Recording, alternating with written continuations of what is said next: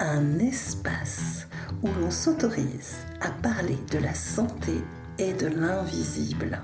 Vous entendrez donc des chercheurs, des professionnels de santé, des thérapeutes qui ont tous vécu des phénomènes étranges tels que les sorties de corps, la clairaudience, les prémonitions, les contacts avec les défunts, les montées de Kundalini, etc., etc. Bienvenue dans Expérienceur, un podcast éclairant où l'on aborde les phénomènes paranormaux pour réunir la science, la santé et la spiritualité. Bonjour, bonjour. Aujourd'hui avec nous Laura. Bonjour Laura. Bonjour Audrey. Merci infiniment d'avoir accepté de témoigner de ton parcours de vie, aussi courageux que singulier, qui montre l'impact de la thérapie assistée par les psychédéliques dans des situations traumatiques. Vraiment, je te remercie parce que je pense que ton témoignage peut donner beaucoup d'espoir aux personnes endeuillées, mais aussi sur l'évolution des thérapies en santé mentale. Je précise que tu es en Suisse parce qu'en France, on n'a pas encore accès à ces thérapies-là. On a échangé plusieurs fois pour préparer cet épisode et j'ai vraiment été impressionnée par ton parcours de vie, de retour à la vie, je dirais, en quelques années seulement. Avant de parler de ton parcours de grossesse, est-ce que tu pourrais te présenter qui était Laura avant cette grossesse finalement? Alors tout d'abord, merci Audrey de me donner la parole. Merci de me permettre de témoigner et de partager cette expérience de vie. C'est vraiment précieux. Alors pour répondre à ta question, Laura, avant l'événement traumatisant, je suis une femme, une jeune femme qui a un parcours académique. Je me suis formée à Genève. J'ai obtenu un bachelor d'économie d'entreprise à la Haute École de Gestion et un diplôme fédéral d'expert en finance et controlling avec un agrément d'expert réviseur. Donc voilà, j'ai un parcours académique dans le domaine de la finance, de la comptabilité. J'ai travaillé depuis mes 18 ans, en fait, dans des entreprises privées, en finance, en comptabilité, en fiduciaire. En 2015, j'ouvre ma propre société fiduciaire et je débute aussi une activité d'enseignante. Donc, j'ai enseigné et j'enseigne toujours pour des jeunes à Genève qui préparent leur CFC d'employé de commerce et leur maturité professionnelle, mais aussi des adultes qui préparent leur brevet fédéral de spécialiste en finance et comptabilité. Voilà, donc j'ai un parcours à la fois pratique et à la fois dans l'enseignement. Et puis, j'ai aussi passé un diplôme pédagogique d'enseignante en formation professionnelle en 2019. Voilà, donc c'est très cartésien au départ, très terre à terre. Durant toutes ces années aussi, je suis une jeune femme en couple. Donc, j'ai toujours été accompagnée par mon compagnon depuis mes 17 ans. Voilà, c'est quelqu'un qui a toujours été à mes côtés. Nous avons presque tout fait ensemble. On s'est connus durant nos études. On a étudié ensemble, on a passé nos examens ensemble, on a travaillé ensemble. Donc la fiduciaire, c'est moi qui l'avais fondée en 2015, mais il m'a rejoint. Donc on était à la fois collègues, amis, meilleurs amis, amants. Voilà, c'était un confident. En fait, il avait presque tous les rôles et puis on avait une relation très très fusionnelle, très alignée, très complice. Voilà, c'était, je ne sais pas si on peut dire une âme sœur, mais en tout cas, quelqu'un avec lequel je vibrais vraiment très très fort. Donc, Laura, avant le drame, c'est vraiment une jeune fille, une femme qui a une vie relativement épanouie, qui roule bien. Par contre, voilà, j'avais aussi dû faire un peu le deuil anticipé d'une éventuelle grossesse parce que j'ai l'endométriose, en tout cas j'avais l'endométriose qui a été diagnostiquée en début de vingtaine et puis également un syndrome ovarien polykystique. Donc, à l'époque, voilà, je m'étais dit, j'aurais probablement jamais d'enfant. Mais c'était OK. Et puis, j'étais très concentrée sur plein d'autres choses. Donc, voilà. C'est comme ça qu'était ma vie avant l'année 2020. Hmm. Et donc, tu peux nous parler un petit peu, voilà, de ce parcours de grossesse finalement, comment Voilà, ça s'est passé? absolument. Alors, donc en 2020, en plein démarrage de l'épidémie du coronavirus, j'apprends que je suis enceinte. Donc, voilà, je fais un test de grossesse et c'est vraiment une surprise. C'est juste incroyable. C'est le miracle pour moi. et pour lui aussi. Donc c'est un cadeau de la vie. On est tous les 2, on est fous de joie. On se dit: «Voilà, on va fonder une famille». C'est ouais, c'est complètement fou, en fait, hein. Donc c'est une nouvelle qui est à peine croyable et puis en même temps, c'est une période de vie qui est tellement particulière avec le début du confinement, avec, un peu l'isolation, des ménages, des gens, on peut plus se voir, on peut plus se parler. Enfin, c'est un peu quand même une période très spéciale. Et puis, presque simultanément à l'annonce de ma grossesse, mon compagnon, il tombe dans une grande dépression. Donc, je l'apprendrai plus tard en fait, mais il a s'agi d'un traumatisme transgénérationnel et ma grossesse, ça a été l'élément déclencheur. Donc, là, ça a été extrêmement difficile en l'espace de quelques semaines, mois, parce qu'il fallait que je m'occupe de moi, du bébé qui était en train de grandir dans mon ventre et en même temps, j'étais en train de le voir s'éteindre petit à petit, semaine après semaine. Donc ça a été à la fois magnifique et à la fois très difficile. Je tiens à dire que je garde aussi quand même de magnifiques souvenirs de cette époque et aussi de notre petite vie de famille quand même qu'on a connue, notamment au travers de cours d'autonomie, où on avait appris à être en lien avec le bébé qui est dans le ventre et petite anecdote qui est importante pour moi, mais le premier coup que j'ai ressenti du bébé, c'était lorsqu'il avait mis sa main sur mon ventre, comme on avait appris à le faire et voilà, le bébé s'est manifesté pour la première fois. En tout cas, c'est la première fois que je l'ai senti et c'était vraiment un moment, magnifique. Donc voilà, ce qui était aussi difficile durant le covid, c'est que tous les rendez-vous médicaux, ils étaient limités à, en fait, à moi. Enfin, je on pouvait pas être accompagné. Donc durant toutes les échographies et cetera, j'étais seule. Il avait pas le droit de participer. Par contre, on a pu avoir quand même une sorte de photo comme ça 3D du bébé qu'ils arrivent à faire maintenant, via la technologie et donc on a su, que c'était une petite fille. On a eu même une forme de son visage qu'il a pu voir. Et on lui a choisi chacun un prénom. Donc voilà, c'est des petites choses, mais en fait, ça compte énormément, pour moi aujourd'hui, après plusieurs années et tout ce qui s'est passé. Donc c'est quand même, je tiens à le dire aussi que c'était une personne qui avait envie d'être papa. Il avait envie de voir sa fille grandir et il aimait déjà cet enfant de toutes ses tripes. Donc voilà, mais malheureusement, le poids de ses blessures, de ses tram de ses blessures de la petite enfance, les charges émotionnelles aussi qu'il a héritées, la violence aussi, la maltraitance qu'il a subie et l'emprise un parent malade malheureusement, une fois adulte, bah, ça a été plus fort, ça a été plus fort. Donc c'est vrai qu'on a demandé de l'aide aussi durant cette période. On a pu consulter, une psychiatre, au HUG parce qu'à l'époque, l'idée, m'avait traversée d'interrompre ma grossesse. Moi, j'avais l'impression à cette époque que tout ça était lié à l'arrivée du bébé dans notre vie. Donc c'est vrai que je comprenais pas. On a passé 17 ans ensemble, on était tellement en lien, je comprenais pas que d'un coup, parce que j'étais enceinte, lui, il était en train de s'éteindre. Donc ce jour-là, quand on a eu ce rendez-vous, au HUG, ça a été très clarifiant parce que lui comme moi, on a compris que c'était pas le bébé, qui était le problème, c'était vraiment autre chose qui était en train de se jouer au niveau de sa psyché. Mais voilà, d'un coup, il fallait organiser une thérapie en urgence, on cherchait aussi un ethnopsychiatre, donc c'était pas facile. C'était pas facile de régler, des questions aussi lourdes et existentielles en l'espace de si peu de temps, parce qu'on avait la pression du temps. En fait, ma Ben grossesse, oui. elle devenait de plus en plus visible, donc on pouvait pas, comment dire? Cacher, et lui, plus ça se manifestait, plus ce ventre grandissait, plus ça devenait concret et plus ça le projetait lui dans ce qu'il avait à traverser. Donc voilà, ça a tout rendu très, très difficile jusqu'au jour, terrible, bah, du 1er juillet 2020.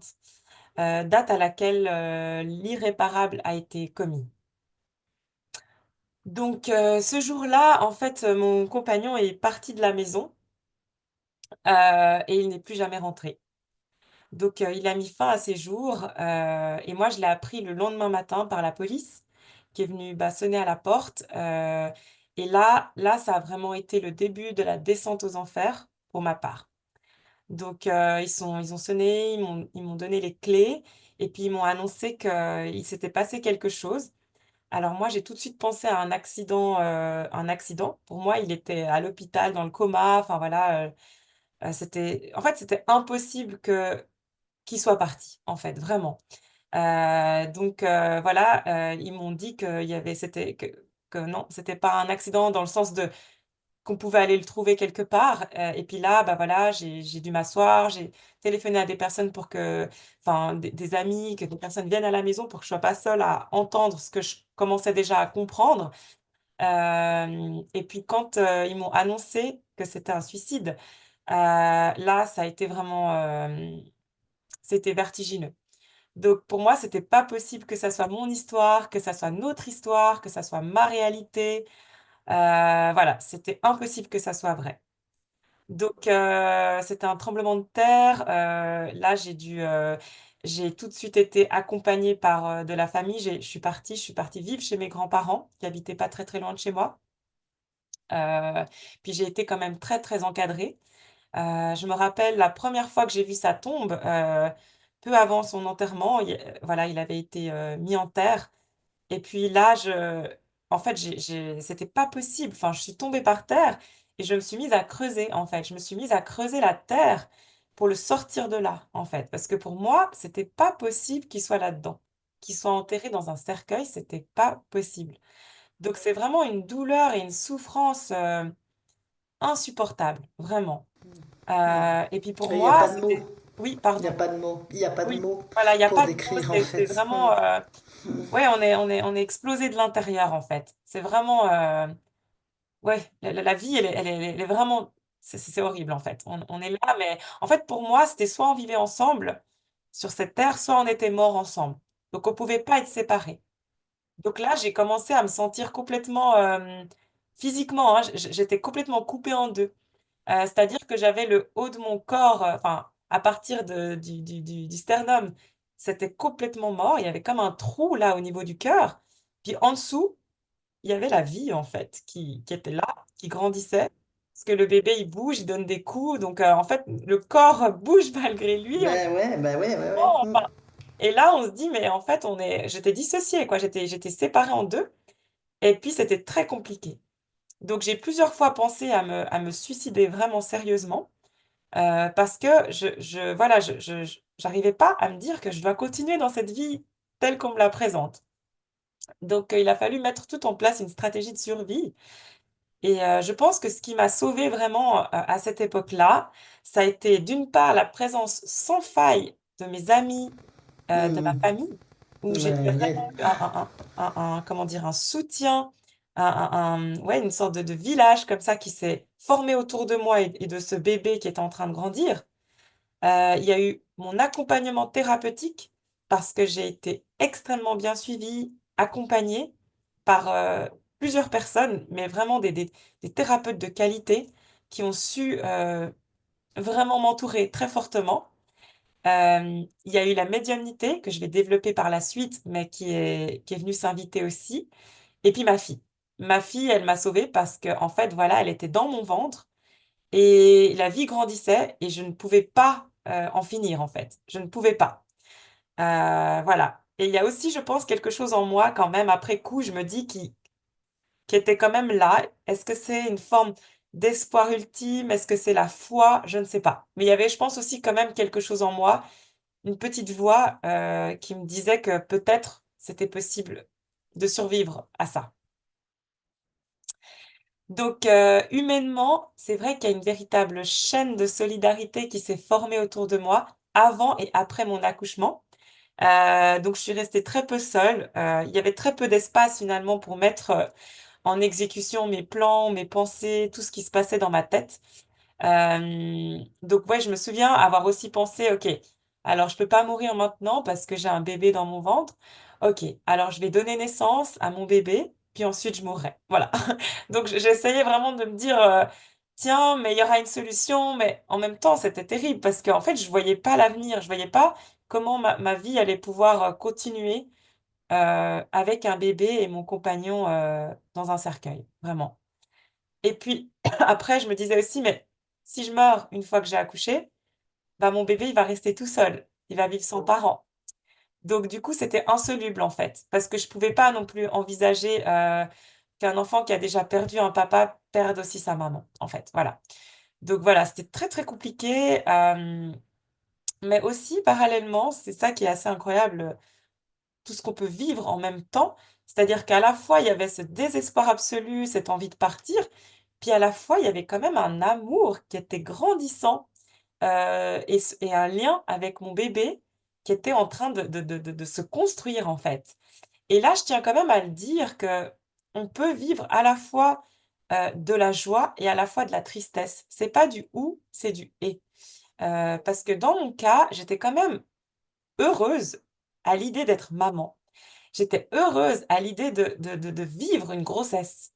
Je me souviens de petits détails de ma grossesse très importants comme, le fait d'avoir voulu faire des photos, avec, une professionnelle de moi enceinte.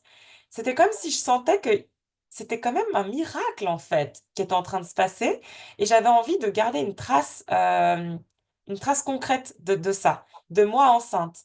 Parce que je savais pas, peut-être ça sera ma seule grossesse, probablement. Donc je voulais graver ça dans la roche. J'ai fait aussi un moule, de mon ventre, voilà, un moule en plâtre pour garder une trace, dans la dimension, réelle, de cette période de ma vie.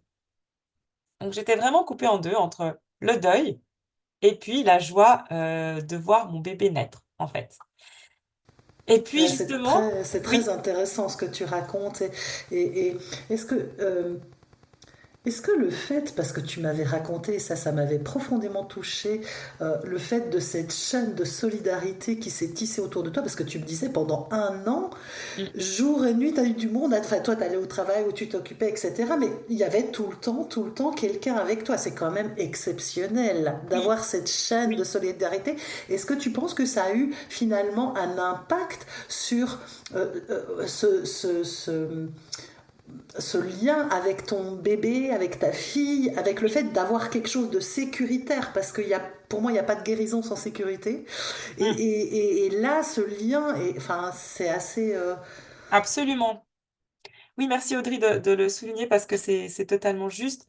Ça a été une expérience humaine qui m'a tellement marquée. Ça m'a vraiment transcendée. Durant ma grossesse, même avant et encore après, j'ai été suivie par un psychologue et je me rappelle qu'une fois j'ai dit: «Mais je reçois tellement, humainement parlant, sur le plan humain, je reçois tellement d'amour, tellement de solidarité». Vraiment ces valeurs humaines qu'on voit quand il y a des grandes catastrophes comme ça, des tremblements de terre, ces chaînes humaines. Là, j'étais l'objet de la catastrophe et j'ai vu, cet amour, cette solidarité humaine et je me souviens avoir dit à ce psychologue: «Un jour un jour, moi, je ferai partie de la chaîne. Un jour, j'ai envie de rendre à l'humanité, ce que j'ai reçu». Parce que c'était énorme et j'étais capable de le voir. J'étais vraiment capable de voir que ça aussi, c'était un miracle, vraiment. Et effectivement, je pense que c'est venu, heu, comme tu l'as dit, mettre de la sécurité là autour de cette maman, veuve de ce bébé. Il y a eu vraiment quelque chose d'extrêmement sécure. Et oui, oui, alors ça m'a vraiment aidée, durant ma grossesse et après aussi, après mon accouchement. Donc justement, je voulais revenir aussi du coup sur mon accouchement. Donc mon accouchement, il a été très long, il a duré plus d'une trentaine d'heures. Je pense que je pense qu'il y a une part de moi qui a retenu, au maximum, je veux dire l'arrivée, la naissance du bébé qui signifiait aussi le comment dire? La confrontation à cette vie de manière réelle, en fait. Parce que tant que le bébé était dans le ventre, ça restait, j'étais comme ouais, la grossesse, c'est comme une bulle.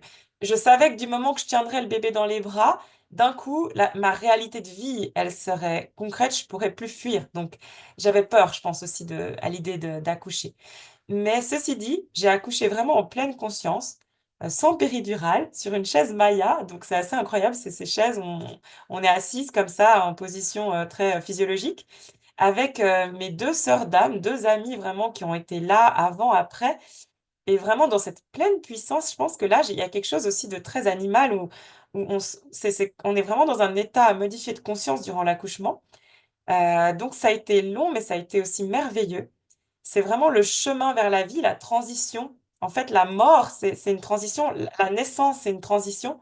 Donc voilà, ça a été aussi la naissance du nouveau moi, en fait, du moi maman. Donc c'est aussi un épisode très, très fort de toute cette période de ma vie. J'ai été aussi très accompagnée par la médiumnité, donc j'y reviendrai plus tard, mais c'est vrai que euh, avant la naissance de mon enfant, j'ai été voir plusieurs médiums parce que j'avais vraiment besoin d'être rassurée. Je pense que mon compagnon était toujours là. Je savais que les médiums existaient, j'avais jamais eu l'expérience personnelle, mais j'ai été bluffée en fait par la qualité des informations, la pertinence des informations, aussi des éléments que j'ai pu faire confirmer par la suite.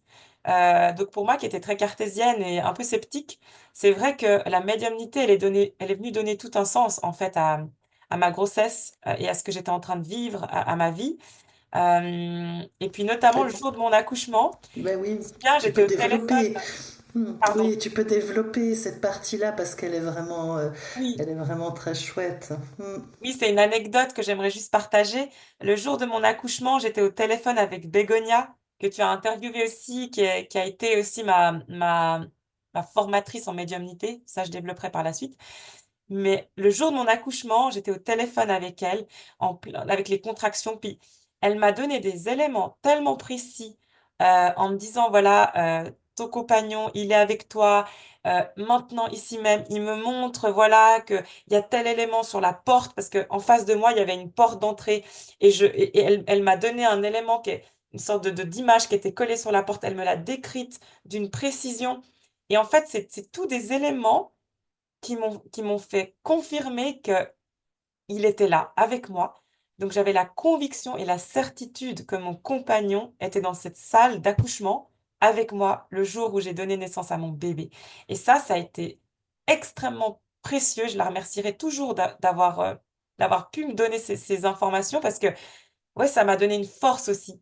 Ça m'a donné une force de me dire je ne fais pas ça toute seule. Vraiment, je suis accompagnée. Voilà, donc une fois que ma fille est née, voilà, le retour à la maison, bah là, il y a toute la réalité de ma situation qui a pris une autre dimension. Donc, c'est là vraiment, vraiment aussi ouais, cette chaîne humaine, comme tu l'as dit, qui s'est formée. Et puis, voilà, un peu plus d'une année où, effectivement, nuit après nuit, j'ai des amis, de la famille, des personnes qui se sont relayées pour que je ne sois jamais seule dans cet appartement pour dormir. Donc, voilà, il y avait toujours quelqu'un dans le salon, dans le canapé-lit qui dormait. Et j'étais vraiment sécurisée que j'étais pas toute seule. Vraiment, pour moi, là, la force du groupe, la communauté, c'est vraiment quelque chose d'incroyable que j'ai pu expérimenter.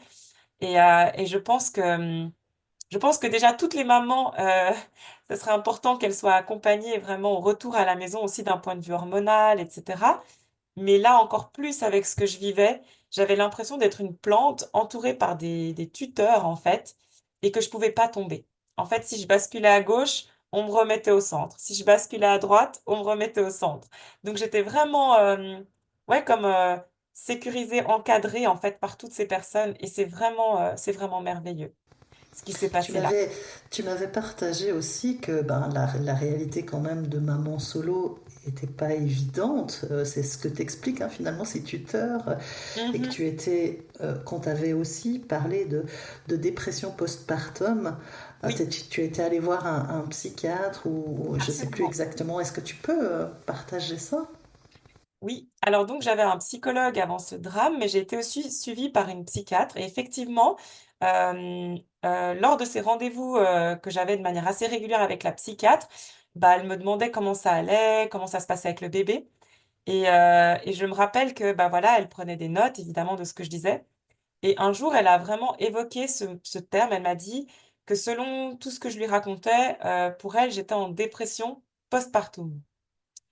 Donc là, j'ai eu comme un choc parce que pour moi, la dépression postpartum, c'est vraiment une dépression liée à la naissance, au lien avec le bébé, en fait à la difficulté peut-être d'être maman, de créer du lien avec le bébé. Et ça m'a complètement ébranlée. Je me suis dit, ah, peut-être qu'elle a raison, peut-être qu'effectivement, j'arrive pas à aimer mon enfant. Et là, ça a vibré très très fort chez moi, ça m'a vraiment insécurisée pour le coup, et ça m'a fait douter. Ce qui m'a aidée à cette période, ça a été la sage-femme, en fait, parce que j'avais une sage-femme qui venait chaque semaine, enfin, pas même chaque semaine, au départ, elle venait régulièrement, en fait, pour voir le bébé. Et puis, quand j'ai parlé de ça avec elle, alors elle m'a répondu qu'elle n'était pas médecin, qu'elle n'était pas psychiatre, donc évidemment, elle ne pouvait pas se prononcer sur cet éventuel diagnostic. Par contre, elle disait que pour elle, de ce qu'elle observait, c'est que le lien avec le bébé, il était très fort. Et elle voyait une maman heureuse quand elle me voyait m'occuper de mon bébé. J'avais des gestes qui étaient appropriés, j'avais un lien, l'allaitement, il se passait très bien. Donc elle m'a juste dit que voilà, de son point de vue, d'un point de vue humain aussi et d'un point de vue d'une sage-femme, il n'y avait pas de doute quant à l'amour que je portais au bébé et quant à la joie que j'avais d'être maman. Donc ça m'a fait beaucoup de bien et ça m'a redonné aussi confiance en moi. Et je me suis dit, effectivement, je suis pas en dépression postpartum, mais je suis en deuil. Voilà. Et c'est deux choses différentes. Donc après cela, quand j'avais les rendez-vous téléphoniques ou en direct avec la psychiatre, je commençais à faire très attention à ce que je disais parce que j'avais très peur en fait. J'avais peur qu'on me mette sous traitement, qu'éventuellement on m'enlève mon bébé, qu'on me déclare inapte à m'occuper de mon bébé. Enfin voilà, j'avais tout dépensé, hein. C'est peut-être que ça n'aurait jamais eu lieu, hein. Mais moi, c'était vraiment des grandes peurs et je voulais surtout pas qu'on mélange en fait ma relation avec le bébé avec ce que j'étais en train de vivre. J'avais tellement peur qu'en fait, elles me disent, voilà, que peut-être on allait devoir m'enlever mon bébé, que j'étais inapte à m'en occuper, peut-être aussi que j'allais devoir être mise sous traitement, sous antidépresseurs. Donc moi, j'avais vraiment très très peur de ça. Et puis du coup, je faisais très attention à ce que je disais. Je disais pas tout, je disais que ça allait mieux. Enfin, j'étais pas, j'étais pas à l'aise, j'étais pas transparente, j'étais plus sincère en fait. Et ça, je trouve quand même dommage parce que l'idée de la psychothérapie, c'était quand même de pouvoir m'aider. Et là, je me sentais plus en sécurité. Euh, Ouais, c'est vrai que c'est dommage d'en arriver là et voilà. Mais par la suite, en fait, bon, oui, en Suisse, voilà, on t'a proposé du coup une autre thérapie. absolument. Donc fin 2021, j'ai eu la possibilité de poursuivre, enfin de poursuivre ma psychothérapie et j'ai trouvé en fait deux psychothérapeutes qui m'ont permis d'effectuer une PAP, donc une psychothérapie assistée par psychédélique. Donc là, ça a complètement changé ma vie. Ma première prise de psychédélique, elle a eu lieu en février 2022 avec de la MDMA, aussi appelée la médecine du cœur. Donc, ce que j'ai appris, c'est que lorsque la MDMA, elle est prise dans un contexte festif, elle entraîne une montée d'empathie envers les autres. Par contre, lorsque cette même molécule, elle est prise dans un cas thérapeutique, elle provoque une montée d'empathie envers soi. Donc, ce premier voyage avec cette médecine, cette expérience, ça m'a permis de comprendre que, en fait, ma souffrance si profonde, elle ne remontait pas au décès de mon compagnon, qui, certes, l'avait vraiment exacerbée, mais qu'elle remontait à bien plus tôt dans mon enfance et même précisément au jour de ma naissance. Donc, en fait, mon compagnon, il me donnait l'amour que j'étais incapable de me donner. Donc son départ, ça signifiait la fin pour moi aussi, car en fait, il me manquait ma propre capacité à me donner de l'amour. Donc la force de la PAP, de la psychothérapie assistée par psychédélique, ça a été pour ma part de mettre de la lumière sur des zones et des périodes de ma vie qui étaient complètement occultées, verrouillées du champ de ma conscience. Donc c'était presque impossible de les atteindre en thérapie classique.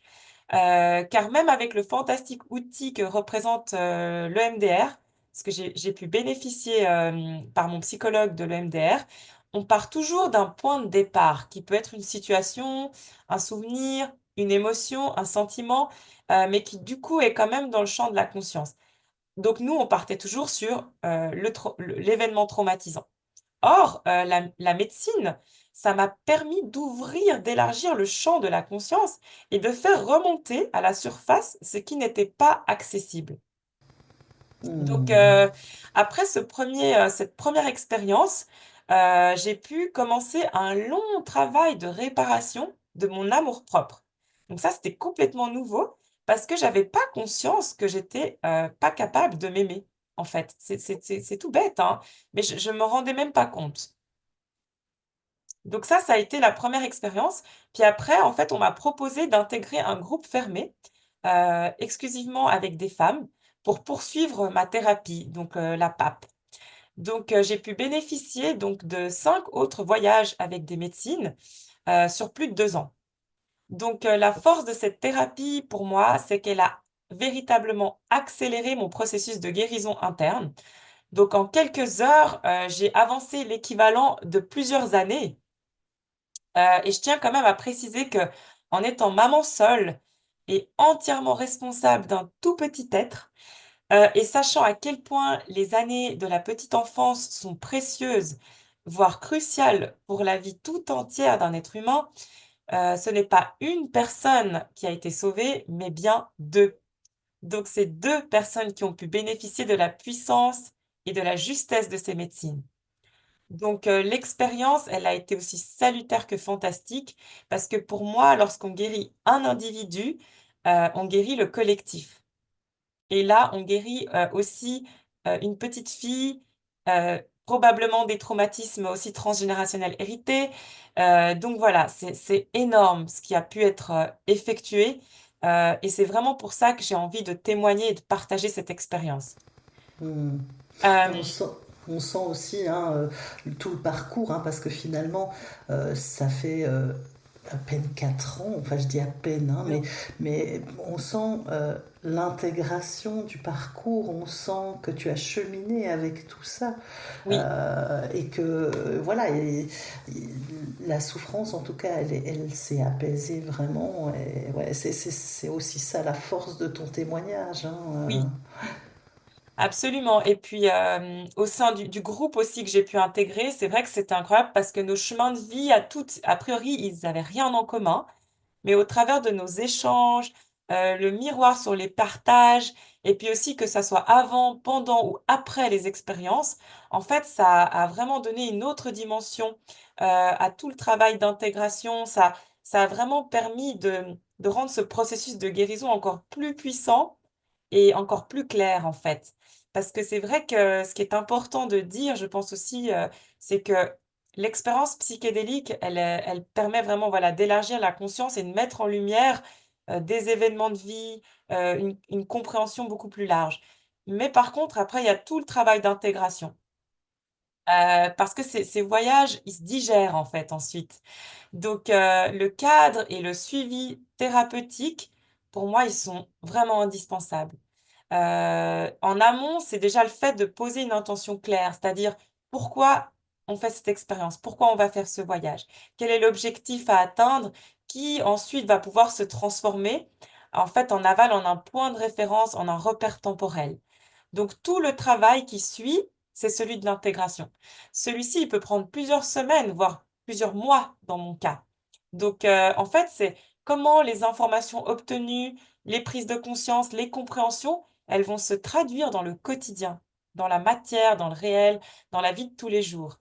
Donc là, moi, dans mon cas, c'est dans la vie d'une maman qui élève seule son enfant, tout en ayant une vie active, un travail à reprendre, un foyer à assumer. Parce que c'est vrai que, après cette année-là où j'ai eu, nuit, après nuit, des personnes qui se sont relayées, bah, quand même petit à petit le groupe il s'est enfin les ouais, chacun c'est reprend normal. aussi sa vie Mm, et c'est normal. mm. À un certain niveau, on est quand même seul. Donc l'importance de pouvoir être autonome, de pouvoir être relativement bien dans sa tête, elle était primordiale, en fait. Dans le quotidien, ça va être, dans les tâches de tous les jours. Un enfant, un petit enfant en bas âge, c'est un être qui dont les émotions sont en pleine construction. Donc un jour, voilà, ça peut exploser pour une toute petite chose. Si on n'a pas l'espace mental, si on n'a pas la patience, si on n'est pas bien dans sa tête, on peut vite «péter les plombs» entre guillemets en même temps que l'enfant. Je veux dire, on pète déjà les plombs quand tout va bien, juste parce que voilà, c'est dur avec le manque de sommeil et cetera. Mais quand en plus on a nos traumatismes qui sont là, on a un manque de sens vraiment global dans la vie, ça prend une autre dimension quand on est seul. Donc là, en Oui, fait, je- il y je- avait une urgence quand même à oui, pouvoir, aller mieux. Je me souviens que tu m'avais partagé que tu avais le sentiment d'être une mauvaise maman en fait, Oui, et que c'est vraiment ça qui a changé en fait. Et effectivement, cet espace mental en fait, hein, s'il y a toute la souffrance qui prend l'espace, forcément, il peut générer du coup des pensées je suis une mauvaise mère, alors que absolument. non en fait, hein, ouais. Oui. Mm. Oui, alors ça, c'était très, enfin, et ça, c'est quelque chose que je travaille encore, hein, parce que pour moi, il y a vraiment quelque chose de l'ordre de la peur presque viscérale d'être une mauvaise maman, de pas être assez présente pour mon enfant. Donc, en fait, tout de suite, dès que ça allait pas bien, j'avais une culpabilité maladive, en fait, vraiment, en me disant, voilà, je fais pas les choses bien, je m'en occupe pas bien, enfin, et ça m'empêche de dormir, je me sens vraiment. Donc, c'est vrai que tout ce travail aussi avec les médecines, c'est venu en fait aussi réparer, des parties de moi qui en au-delà du deuil, hein, il y a aussi vraiment, quelque chose dans mon enfance de très fort qui font qu'il y a cette insécurité, cette peur de mal faire, très, très forte, viscérale presque. Donc c'est vrai que là, les médecines, de nouveau, elles accélèrent ce processus de guérison, et les prises de conscience, elles sont multiples. Je vais donner quelques exemples de ce que j'ai pu, réaliser au travers de ces voyages. Alors un voyage, par exemple, ça m'a permis, de me reconnecter à la nature et au vivant. Donc en fait, ça peut paraître, un peu hors sujet comme ça, mais pas du tout. En fait, à travers, ce que j'ai pu expérimenter, je me suis rendu compte que la vie, elle était partout. Qu'un grain de sable, une montagne, un arbre, que tout ça, ça avait une conscience. Donc d'un seul coup, on se sent relié au vivant. On se sent relié évidemment aux êtres humains qui nous entourent, mais pas que, ça va bien au-delà de ça. Tout devient vie, tout devient conscience et en fait, on est beaucoup plus, comment dire? Oui, on se sent moins seul parce qu'on se sent rattaché à un grand tout. Donc déjà ça, c'est vrai que ça a été, une expérience incroyable de prendre conscience que la vie, elle est partout. Une petite anecdote, mais suite à ça, j'ai inscrit ma fille dans une crèche en forêt. Ça existe à Genève. Donc c'est une crèche pour les tout petits à partir de 2 ans et demi, où on est en contact avec la nature. D'un coup, ça m'a paru tellement important que ma fille, elle puisse se rendre compte que, le vivant, il est là, il est tout près de nous et que d'y avoir accès. Un autre voyage, ça m'a permis de réaliser que je n'accordais pas assez d'espace à mon corps physique, que j'étais beaucoup, beaucoup dans ma tête, dans mon mental, et j'avais peu de place pour mon corps spirituel, donc mes expériences ma pratique spirituelle, on va dire, et mon corps physique. Donc voilà, je me suis mise à la danse. Un autre voyage, ça m'a permis, de mettre aussi en lumière mon incapacité à vivre pleinement mes émotions, pour ce qu'elles sont, donc des émotions. Donc j'ai compris qu'une émotion, c'était vraiment comme un nuage dans le ciel. Comme il y a la pluie, après il y a le soleil. Donc j'avais le droit de vivre pleinement une émotion quand elle se présente, que ça soit de la tristesse, que ça soit, de la colère, mais que c'est pas parce que je la vis pleinement qu'elle me définit, en fait. J'ai compris à travers un voyage qu'une émotion, ça passe. Ça passe, mais que quand c'est là, c'est à vivre pleinement. Donc c'est difficile d'exprimer ça avec des mots pour que ce soit vraiment compris par les auditeurs, mais vraiment dans mon voyage, c'était clair que c'était qu'une émotion, ni plus ni moins. Hmm. C'est Voilà. une information qui passe par le corps, qui est plus ou moins agréable en fonction de ce que c'est. C'est plus Oui, sympathique de vivre de la joie que de la tristesse ou de la colère ou de la peur, hein, effectivement, pour les plus importantes, effectivement. Mais oui, voilà, une angoisse, voilà, qui passe, c'est une angoisse qui passe, quoi. exactement. Et Et puis ça m'a rendue autonome dans ma propre gestion de mes émotions quand j'avais ces montées d'angoisse où vraiment ça remontait. Je respirais, puis je me rappelais en fait ce que j'avais expérimenté durant le voyage, où j'avais vraiment pu voir, oui, là t'es mal, mais rappelle-toi, il y a un circuit, il y a une connexion neuronale qui s'est créée, puis qui me rappelle que, rappelle-toi, c'est passager, en fait. Vraiment, c'est dur, c'est ce qu'il y a de plus dur à vivre quand on est insécure, quand on est angoissé, mais c'est passager. Donc, je peux m'autoriser à le vivre parce qu'il y a une confiance, il y a quelque chose de plus grand qui sait que ça ne me définit pas, en fait. Ça finira par passer dans un jour, 2 jours, une semaine, je sais pas, mais ça finira par passer. Ce qui avant était impossible et ce qui m'obligeait à téléphoner, voilà, au psychologue en disant, voilà, là, je vis une angoisse, j'ai tellement peur de ça, j'ose pas la vivre parce que ça me fait trop peur. C'est énorme, hein. Oui, C'est énorme d'avoir l'autonomie, voilà, et de plus avoir besoin de reprendre finalement son pouvoir, je vais dire ça comme ça, mais en tout cas, absolument, voilà, et ouais. Mm. exactement. Ensuite aussi, un voyage m'a permis de réaliser que la vie de ma fille, ce n'était pas la mienne, en fait. Et là, ça aussi, ça a été extrêmement important parce qu'en fait, j'avais beaucoup, beaucoup de projections et en fait, on m'a vraiment montré que elle et moi, on était 2 êtres différents et que du coup, on avait 2 destinées différentes, 2 vies différentes. Ça peut paraître de nouveau très simple quand je le dis, mais en fait, quand on en prend conscience, quand on le vit de l'intérieur, ça prend une autre dimension et d'un coup, ça soulage parce que là, ça m'a libérée aussi de ces culpabilités que j'avais qui étaient en fait des culpabilités, un conflit entre moi et moi-même qui se jouait et qui du coup, évidemment, découlait, déteignait sur ma fille.